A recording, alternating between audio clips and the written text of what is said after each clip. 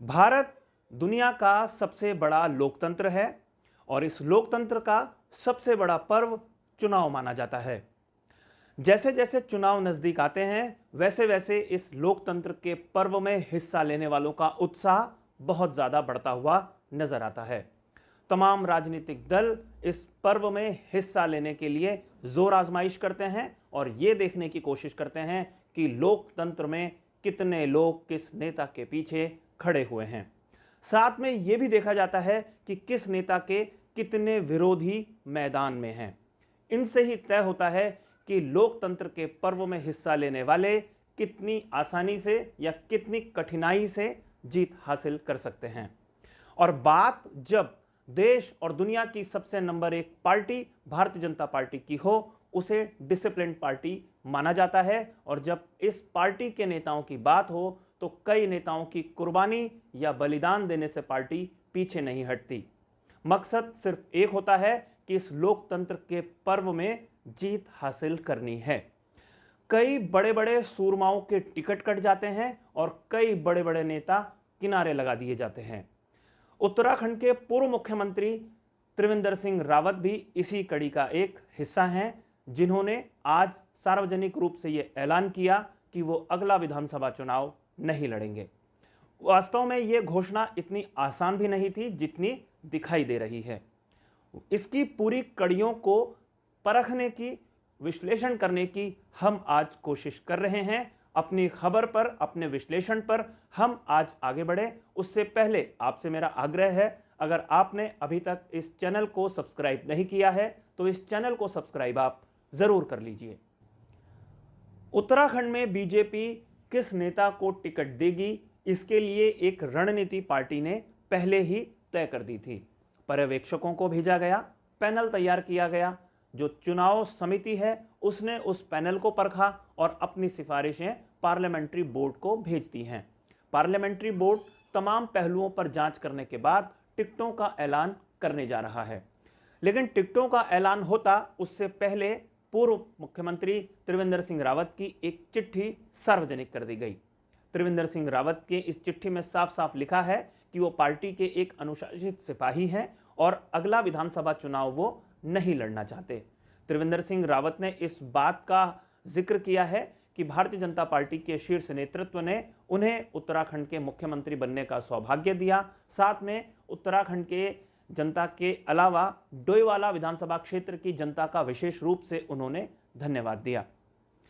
लेकिन आखिर त्रिवेंद्र सिंह रावत को चुनाव क्यों नहीं लड़ना, यह सबसे महत्वपूर्ण बात है।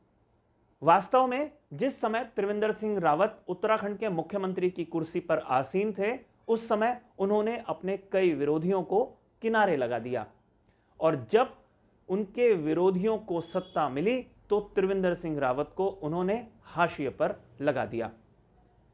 वैसे जब पर्यवेक्षक डोईवाला विधानसभा क्षेत्र में पहुंचे थे तो उस समय किसी को अंदाजा नहीं था कि त्रिवेंद्र सिंह रावत किसी भी समय टिकट से मना कर देंगे, या ऐसा कह सकते हैं कि त्रिवेंद्र सिंह रावत चुनाव लड़ने से मना कर देंगे। त्रिवेंद्र रावत को जब यह इशारा पार्टी की ओर से हुआ कि उनको शायद टिकट नहीं दिया जा सकता है, तो त्रिवेंद्र सिंह रावत ने एक सार्वजनिक मंच से कह दिया कि वो चुनाव लड़ना चाहते हैं और पूरी तैयारियों में जुटे हुए हैं।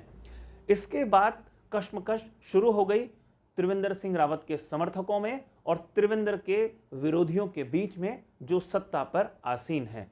और जीत आखिर उसी की होती है जिसके हाथ में सत्ता होती है।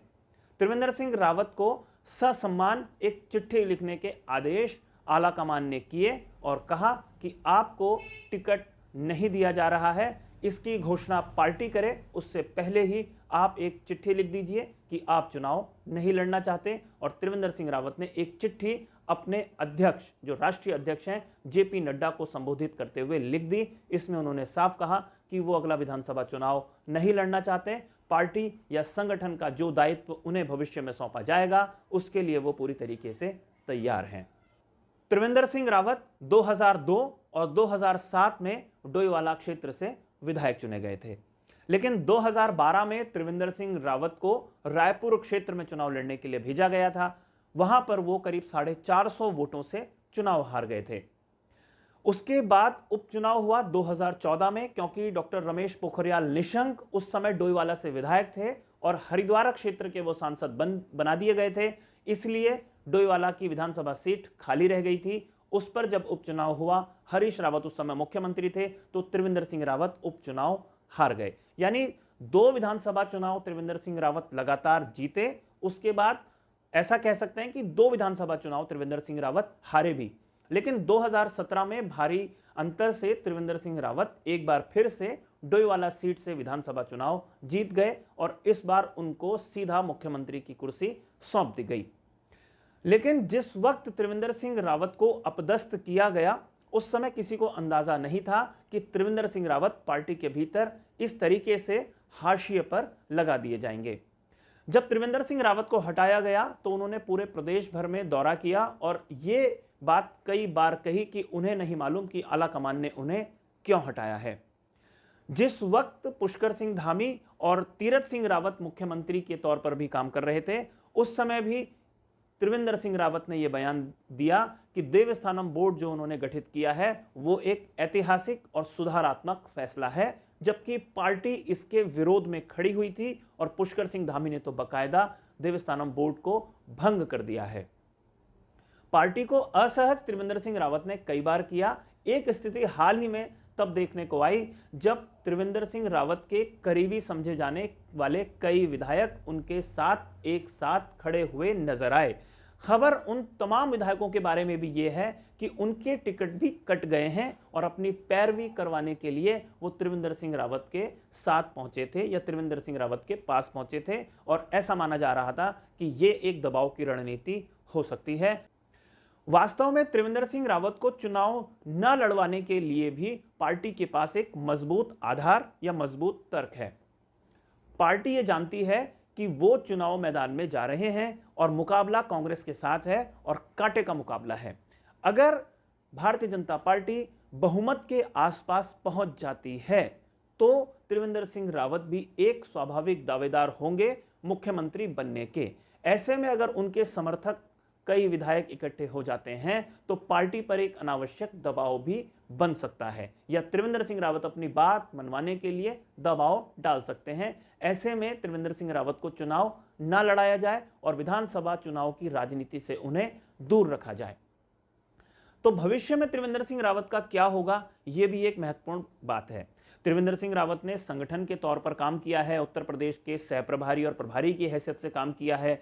कई राज्यों के विधानसभा चुनाव के साथ साथ लोकसभा चुनाव के दौरान भी महत्वपूर्ण भूमिका वो निभा चुके हैं और पार्टी उनके सांगठनिक कौशल को बहुत बेहतर तरीके से समझती भी है। उनके पास भविष्य में राज्यसभा जाने का विकल्प भी हो सकता है अगर पार्टी सत्ता में वापसी कर लेती है तो। और ये बात कोई ऐसी नहीं है जो बहुत अनोखी है। 2009 के आसपास जिस समय मुख्यमंत्री की कुर्सी डॉक्टर रमेश पोखरियाल निशंक को सौंपी गई थी, उस समय मुख्यमंत्री के प्रबल दावेदार भगत सिंह कोश्यारी को भी राज्यसभा रवाना कर दिया गया था। और ये एक ससम्मान तरीके से एक एस्टैब्लिश करना होता है अपनी पार्टी के ही एक वरिष्ठ नेता को, जो भारतीय जनता पार्टी का एक स्टाइल है काम करने का।